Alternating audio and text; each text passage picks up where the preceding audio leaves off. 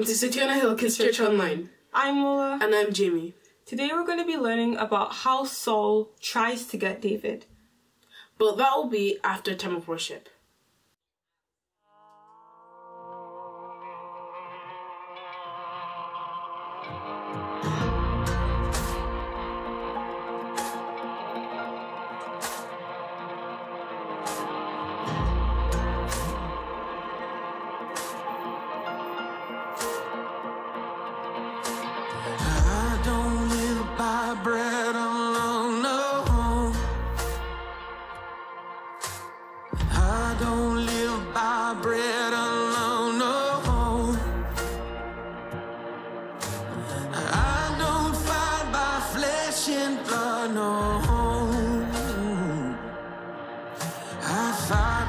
Trust in Jesus Christ, my Lord. I don't live by bread alone, no. I don't live by bread alone, no. I don't fight by flesh and blood, no. I fight by trust in Jesus Christ, my Lord. I'm gonna stand up, ready to fight. I won't give up. Under the fire, I won't let up. I won't back down, no. I cry freedom. I'm a child of the King in His kingdom, where freedom will raise my anthem.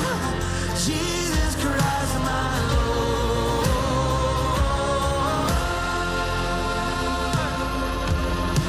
I don't live by bread alone, no. I don't live by bread alone, no.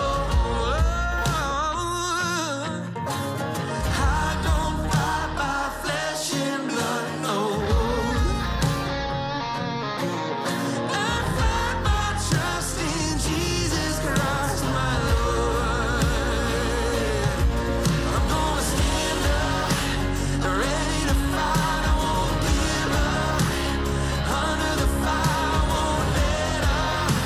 I won't back down, no. I cry freedom. I'm a child of the King in His kingdom, where freedom will raise my anthem. Jesus Christ, my Lord. I cry freedom. I'm a child of the King's kingdom, where freedom will raise my anthem. Jesus Christ, my Lord.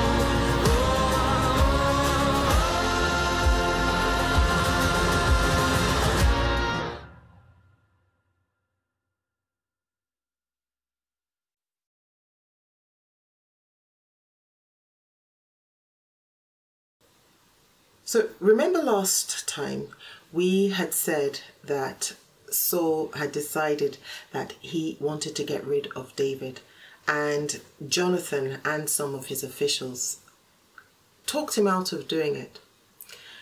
Anyway, so this time the Philistines had attacked again, and David was sent to face them. David beat them so thoroughly that they ran away.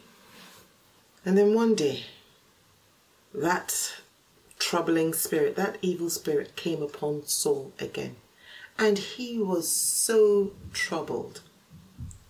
David was there playing the harp, and Saul had a spear in his hand, and then he threw the spear, aiming for David. Fortunately, David ducked out of the way and the spear got stuck in the wall. So David just got up and he ran. Now, Saul now went and sent for him. He sent his messengers to go and pick David up. David had to escape. He had many people help him escape, including Jonathan, his best friend. So David escaped and went to Ramah. That's where the prophet Samuel was. So that's where David went to. After some time, Saul heard that that's where David was, and so he sent some messengers to go and pick him up. When the messengers went, there were some prophets prophesying. They were singing and they were shouting and praising the Lord, and they were prophesying. And these messengers, they also started to prophesy. Saul was told this, and he sent another batch of messengers. They went along, and there was prophecy going on, and these messengers started prophesying too. Saul heard of this, and he sent a third group of messengers. And yes, exactly. Yep. They started prophesying too. Saul must have been exasperated. So he decided that he was going to sort things out for himself. So off he went to Ramah. That's where David was. And when he got there, his case was even more dramatic than all the others. Indeed, he started to prophesy. But that's not all. Not only did he shout and dance, he stripped off his clothes, all of them, all by himself, and then he lay down on the floor all day and all night. And he didn't end up leaving with David. People started to ask, is Saul amongst the prophets now? So you see, Saul's jealousy made him do things that weren't right. David, on the other hand, he knew that God was with him, and he could have stood up to Saul, but he didn't. He ran away from trouble. He escaped to keep the peace. And that's the end of the story.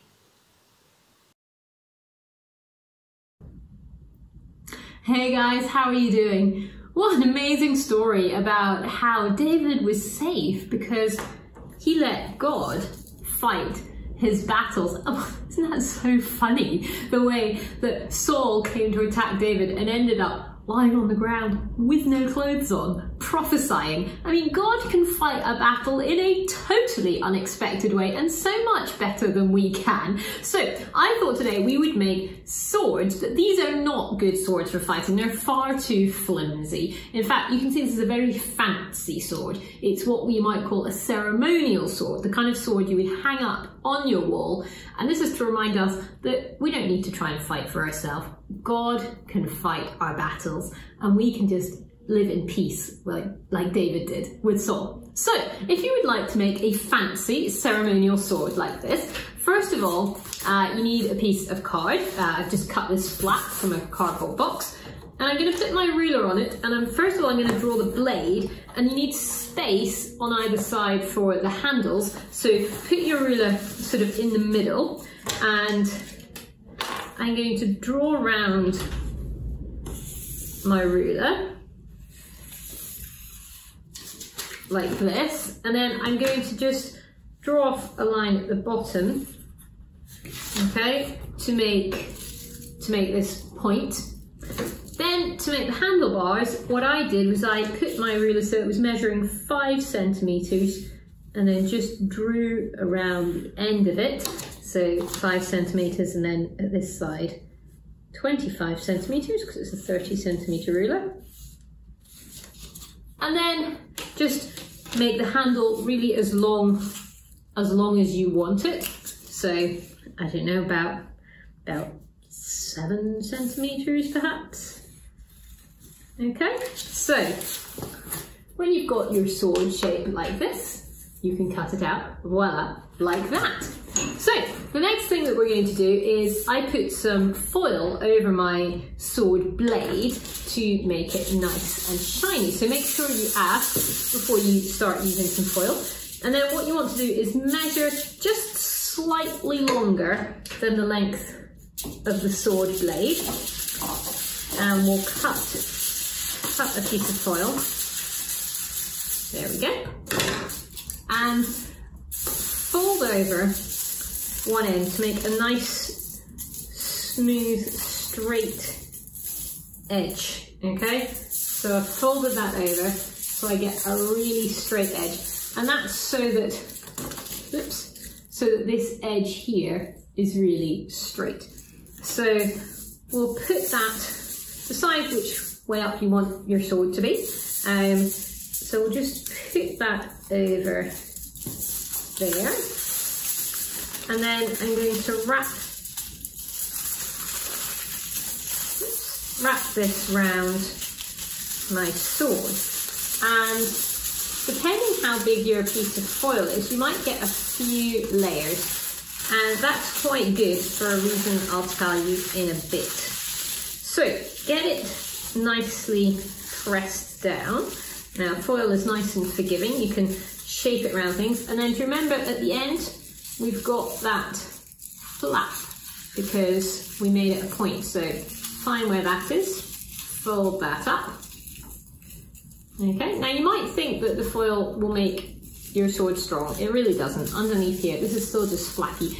If you want to make a sword to fight with, which probably some of you do, you'll need to use more layers of cardboard. Okay, so once you've got your sword ready like this, and if you need to, you can put some sellotape over the foil. The next thing we're going to do is we're going to write our message. And what I wrote was, let God fight our battles, because that fits nicely onto the space we've got. So I wrote let, then I'm writing God as big as I can in the space, because that's really the main word in this phrase, isn't it? Let God fight our battles. And then across the handle, I've written fight our battles. Okay, so there we are, there's our message, but that's still very plain, isn't it? So on this one, you can see I've decorated it with a sort of swirly pattern, and that's because I thought that was the kind of pattern that might get carved into some fancy metal. So I'm just going to show you how to draw that kind of pattern. You can also do any design that you want. So to do the swirls, you kind of start by drawing a spiral, so it's like drawing a circle, but you go out and out, and then whenever you want, you can curve down, like as if you were drawing an S or a backward S. And then you could start another one, maybe do some loops, and just keep swirling this way and that, around and around. Sometimes go the other way. And you can just come around all your letters. And then what I also did was just in between some little dots, because again, I don't know why, I think this looks like fancy work that you might get on a piece of decorated silver, or in this case, a decorated sword handle. Now, do you remember that I said it's quite good if you end up with several layers of foil? That's because if the foil's quite thick, you can also take a pencil and just very gently draw a pattern onto the sword blade. Now, I'm not sure that you'll be able to see this, but it's sort of scratching into the blade, and it's making not only my sword handle fancy, but my sword blade as well. And when I've finished, the whole thing is going to look really, really special. And it's going to remind me that, like David, I can trust God to fight my battles for me. So when you're in trouble, don't worry about fighting back yourself. You can pray, you can just try to be kind and generous and let God be in charge of fighting the battle. And maybe he'll do it in a really funny way, like he did with David and Saul. Well, I hope you enjoy making a ceremonial sword to hang on your wall, and I will see you again next week. Bye. Saul. Didn't he say he wasn't going to harm David? He has a funny way of showing it. He was really troubled and jealous. These make you do horrible things. Imagine throwing a spear at someone who has done only good to you. Fortunately for David, he ducked. This story really makes me laugh. Oh, how so? Saul found out where David was and sent messengers to fetch him. Not once, not twice, but 3 times. And each time the same thing happened. They stayed there prophesying. Saul said, "You can't get good help these days. Anything you want done properly, do it yourself." Can you believe it? He went there too and started prophesying. Don't forget that he also took off all his clothes and laid there naked all day and all night. That really cracks me up. After that, he went home without David. When God's on your side, the most interesting things happen. You can say that again. But in the end, Saul continued to be jealous of David, and David continued to do well. You know, if David really wanted to, he could face Saul, because he knows that God is on his side, and God will always be on his side. He did the right thing and kept away from trouble. That's it for this week. Till next time, bye!